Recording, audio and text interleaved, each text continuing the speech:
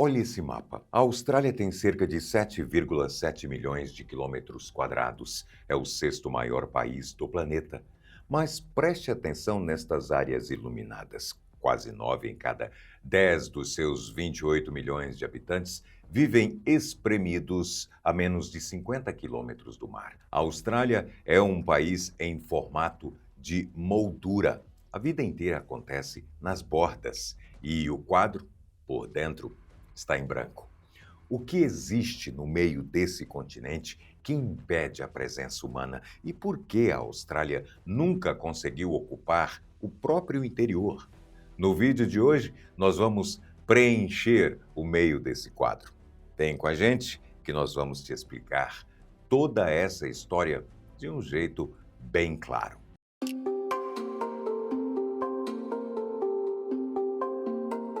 Para compreender a escala desse fenômeno, precisamos primeiro olhar para os números. A Austrália é sozinha um continente inteiro, o único país do mundo nessa condição.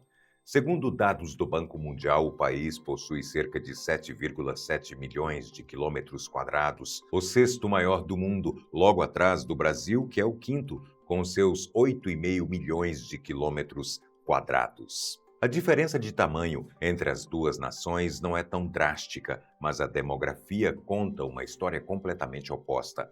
O Australian Bureau of Statistics, o órgão oficial de estatísticas do país, registra uma população de aproximadamente 27,7 milhões de pessoas. E as projeções do próprio órgão indicam que a marca de 28 milhões é cruzada em 2026. Isso significa que em todo aquele vasto continente vive menos gente do que no estado de São Paulo. Quando dividimos essa população pela área, chegamos ao conceito de densidade demográfica, e a da Austrália é de apenas 3,6 habitantes por quilômetro quadrado. Para colocar isso em perspectiva com outras potências territoriais, segundo dados do Banco Mundial, a China fica em torno de 150 habitantes por quilômetro quadrado. O Brasil tem uma média de 24, segundo o censo do IBGE de 2022, e até o Canadá, o segundo maior do país, famoso pelos seus vazios gelados, é mais denso, com cerca de 4 habitantes por quilômetro quadrado. A Austrália, com seus 3,6, fica abaixo de todos eles, e a desproporção vai além.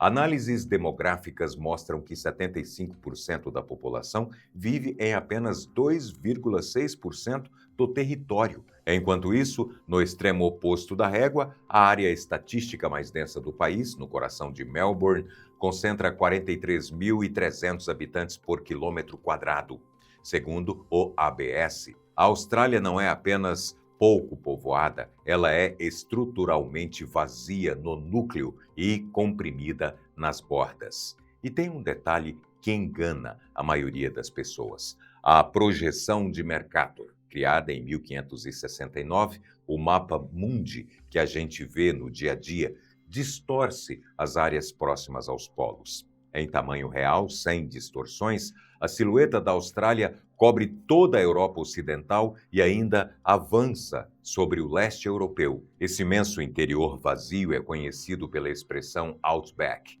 O Outback não tem fronteira oficial traçada em mapas políticos, mas é o termo cultural usado para descrever o vasto interior árido do país. Se você dirigir algumas horas a partir de Sydney, Melbourne ou Brisbane rumo ao centro, as cidades somem, o verde desaparece e você entra em uma das áreas mais inóspitas da Terra. Para entender por que esse vazio resistiu à tecnologia e ao tempo, precisamos olhar para baixo. Muito antes de o clima ditar as regras, o problema está escondido na própria rocha.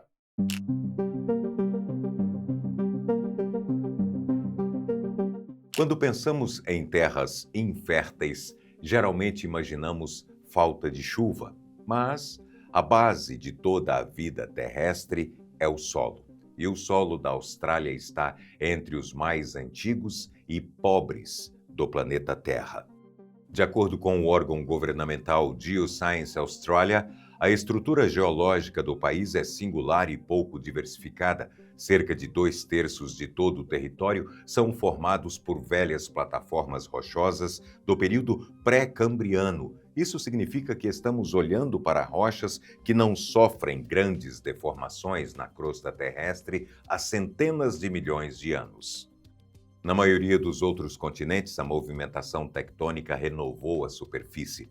O choque de placas eleva rochas novas e ricas em minerais. O vulcanismo ativo lança cinzas que, com o tempo, criam solos férteis, como vemos na Cordilheira dos Andes. E as eras glaciais agiram como tratores de gelo, espalhando pó de rocha rico em nutrientes pelas planícies da América do Norte e da Europa. Na Austrália, nada disso aconteceu em escala geológica recente, sem choques tectônicos erguendo cordilheiras novas, sem vulcanismo ativo e sem glaciações recentes, o continente estagnou. Todo o processo se resumiu à denudação, o desgaste lento da rocha pelo vento, pela chuva e pelo tempo. Exposto aos elementos por incontáveis milhões de anos, o solo australiano teve seus minerais solúveis vitais lavados pelas chuvas das eras geológicas. O que restou foi uma terra pobre em nutrientes e rica em óxido de ferro, basicamente ferrugem. É ela que pinta de vermelho o deserto australiano, na mesma tonalidade do monólito de Uluru, o cartão postal de pedra no coração do continente.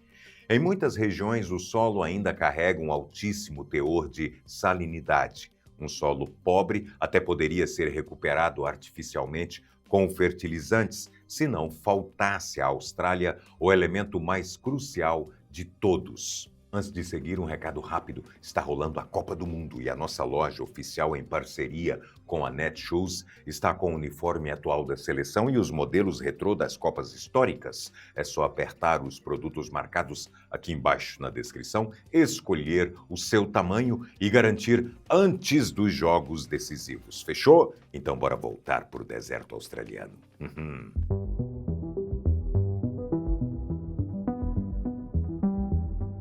O solo é só metade do problema. A outra metade está na posição da Austrália no globo. A maior parte do continente está espremida entre o Trópico de Capricórnio e a latitude de 30 graus sul, exatamente a faixa onde, nos dois hemisférios, se formam as zonas de alta pressão subtropical, áreas onde o ar desce, inibindo a formação de nuvens e gerando os grandes desertos da Terra, como o Saara na África. No sistema de classificação climática de Köppen, o padrão global criado em 1884 para categorizar os climas, as manchas avermelhadas que indicam aridez extrema engolem o mapa do país. Segundo o Bureau of Meteorology, a agência meteorológica australiana, cerca de 40% do território recebe menos de 250 milímetros de chuva por ano. Para comparar, a cidade de São Paulo recebe cerca de 1.400 e as partes mais áridas do Saara, apenas 24. No total, cerca de 70% da Austrália não passa dos 500 milímetros anuais. É um regime hídrico onde a agricultura dependente de chuva se torna inviável. Existe ainda uma estrutura geográfica que bloqueia ativamente a umidade, a Grande Cordilheira Divisória, a Great Dividing Range. Ela se estende por mais de 3.500 quilômetros paralela à costa leste. É a cadeia de montanhas mais longa do mundo, localizada inteiramente dentro de um único país. Os ventos alísios carregados de umidade do Oceano Pacífico encontram a cordilheira e são forçados a subir. Ar que sobe esfria e umidade fria vira chuva que desaba sobre a vertente leste. É ali que cidades como Sydney e Brisbane floresceram, mas ao descer para o lado oeste, o ar chega seco. Esse fenômeno é conhecido como sombra de chuva ou rain shadow, e ele condena o interior a uma secura implacável. Nesse cenário, os verões passam facilmente dos 40 graus Celsius, com registros históricos acima dos 50 graus em localidades do interior, calor suficiente para rachar o solo. Mas aqui surge uma pergunta inevitável. Se o problema é a falta de chuva, por que o norte do país, onde chove violentamente, também está vazio?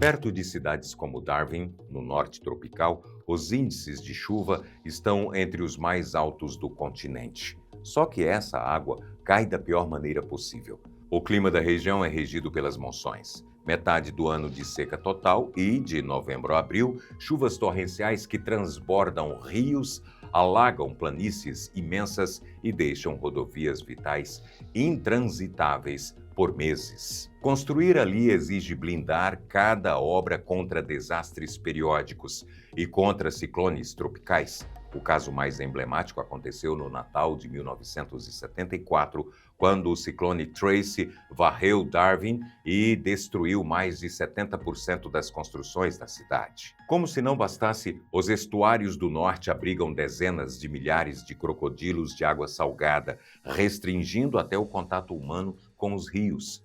No norte australiano, água não falta, falta água que sirva. E no resto do país, a pouca que chega entra num verdadeiro labirinto.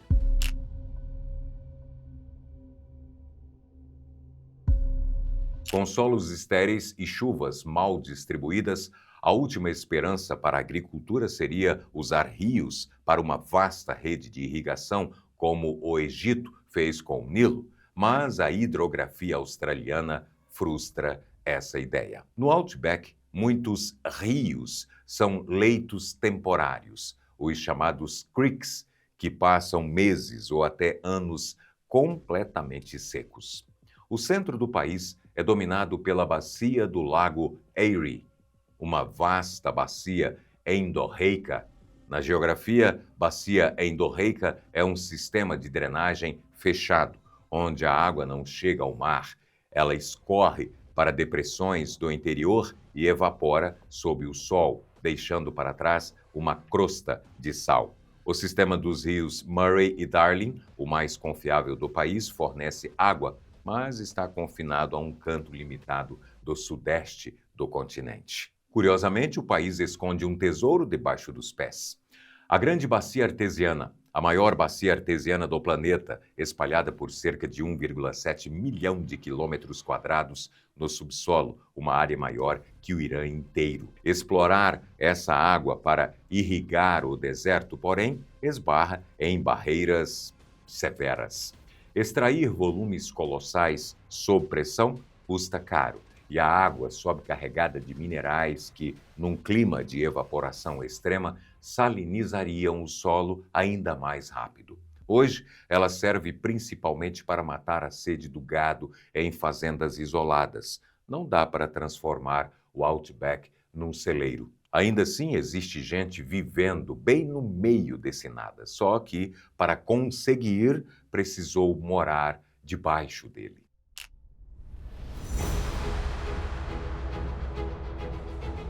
No estado da Austrália do Sul fica Coober Pedy, fundada em 1915 e conhecida como a capital mundial da opala. A Austrália concentra cerca de 95% das jazidas dessa pedra preciosa no mundo. E é ali que está o campo mais rico. Na superfície, o verão é brutal. Os termômetros se aproximam dos 50 graus Celsius, com picos reportados pela NASA de até 52. Para escapar desse forno, estima-se que mais da metade da população viva em casas subterrâneas chamadas dugouts, escavadas na rocha pelas próprias máquinas de mineração, e algumas contagens chegam a 80%. Protegidos por camadas de pedra, esses lares mantêm temperatura estável entre 23 e 25 graus o ano inteiro, enquanto a água potável precisa ser bombeada e dessalinizada de poços artesianos a cerca de 25 quilômetros de distância. Habitar a Austrália profunda exige aceitar o isolamento e, às vezes, abrir mão do céu sobre a cabeça. Mas como a ocupação humana chegou a esse arranjo tão extremo? A resposta está na história.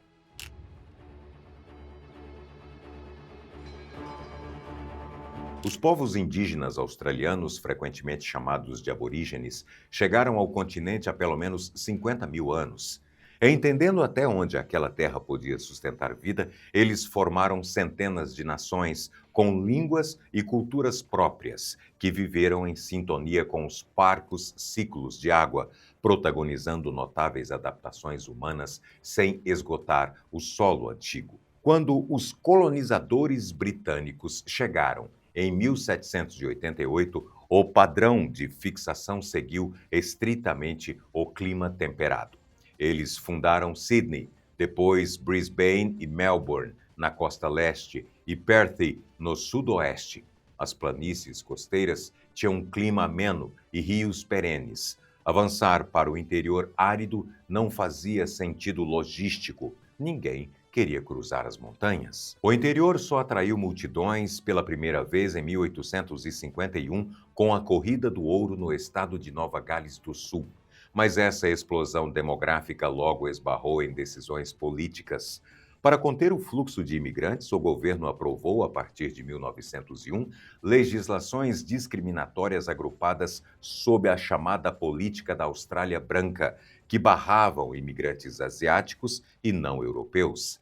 Essa política travou a base demográfica do país e só foi formalmente desmantelada na década de 1970. Hoje, a Austrália é uma nação multicultural, mas o mapa de onde as pessoas moram continua o mesmo: o litoral cheio, o centro intocado. E nenhuma cidade ilustra isso melhor que Perth. Próspera, com mais de 2 milhões de habitantes, ela está separada do núcleo populacional do leste por cerca de 3 mil quilômetros de deserto, incluindo a planície de Nullarbor, tão plana que abriga a maior reta ferroviária do mundo, quase 500 quilômetros sem uma única curva.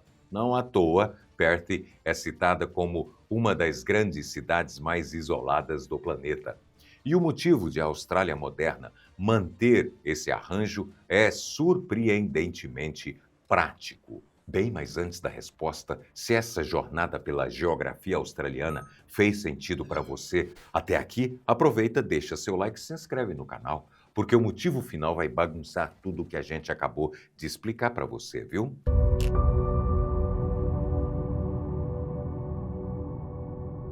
Por que a Austrália, uma nação rica e tecnológica, não investe pesado para urbanizar o Outback de uma vez por todas? Do ponto de vista geográfico e econômico, ela não precisa. O país tem quase 28 milhões de habitantes e a ampla faixa litorânea do leste comporta essa população com alta qualidade de vida.